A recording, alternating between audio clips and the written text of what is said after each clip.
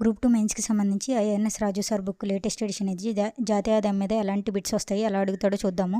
ఏంటంటే ఇప్పుడు మొత్తం థియరీ చదివితే కానీ బిట్స్ పెట్టలేము మనం. ఫర్ ఎగ్జాంపుల్ వాడు ఉత్పత్తి మదింపు పద్ధతిలో ఏమేమి క్యాలిక్యులేట్ చేస్తాడు అని అడుగుతాడు. ఫర్ ఎగ్జాంపుల్ మీకు సొంత ఇల్లు ఉంది, అది ఉత్పత్తి మదింపు పద్ధతిలో జాతీయ ఆదాయంలో క్యాలిక్యులేట్ అవుతుందో లేదో చెప్పాలి. అండ్ ఆదాయ మదింపు పద్ధతిలో ఏమేమి క్యాలిక్యులేట్ అవుతాయి, సొంత వ్యాపారం చేసేవాళ్ళు, సొంతంగా వ్యవసాయం చేసేవాళ్ళు క్యాలిక్యులేట్ అవుతారా లేదా. అండ్ ద్రవ్య మదింపు పద్ధతిలో ఏం క్యాలిక్యులేట్ అవుతాయి, ఇప్పుడు షేర్స్ కానీ బాండ్స్ కానీ అవి క్యాలిక్యులేట్ అవుతాయా లేదా, ఇలాంటివన్నీ తెలుసుకోవాలి.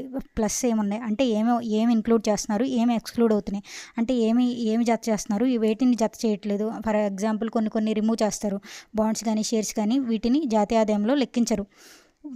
మనం మొత్తం చదవడం కంటే దాని యొక్క సారాంశం చదవడం బెటర్. ఏ కథలోనైనా దాని యొక్క నీతి ఏంటో తెలుసుకోవడం బెటర్ అన్నట్టు.